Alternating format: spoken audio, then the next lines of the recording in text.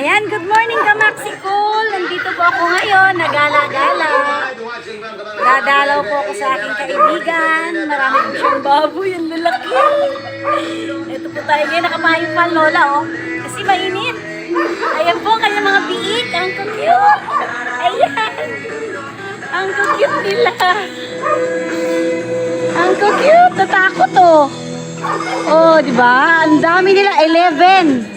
Asan nanay, ane? Kaning, meron? Ay, katulong. Ayun.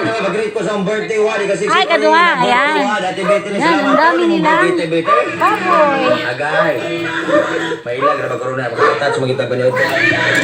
Beso din yung ITDC.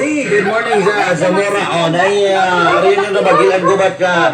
Malagi si Clan, just may kuhan bukaan. Doon sa inyo ate. Nanay, yun, kadua. March 8. Yun, ang lalaki ng baboy. Sa barangay Bukaon. Yan, grabe. Tagilang kilo yan. Tagilang kilo ang lalaki. Mahina-hina. Boros tanan.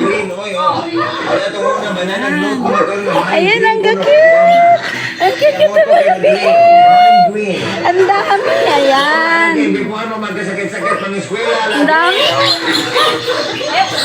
Sila na kainahin. Imo ang lalaki.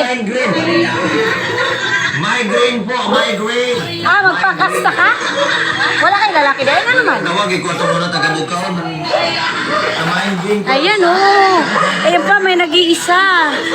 Ay, maliit na nag-iisa. Yan, dami niyang kulungan ng baboy. May manok pa siya. Ayan. Ang saya-saya. Yan ang mga alaga na kaibigan ko. Ayan. Yan mo, lalaki oh. Lahat yan mga inahin. Wala nga lang siyang barako. Kaya kada pakasta may bayad isang biik. Pag yun ay nanganak. Yan, ang dami oh. Yan. Laki-laki! Naalala nyo ka Maxicol nung nag-post ako ng 80 kilos na lechon? Dito rin yun. Dito yun.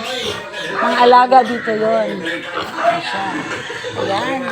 Ah, dami. Ang lalaki ng baboy. Sarap ng lechon. Ang lalaki.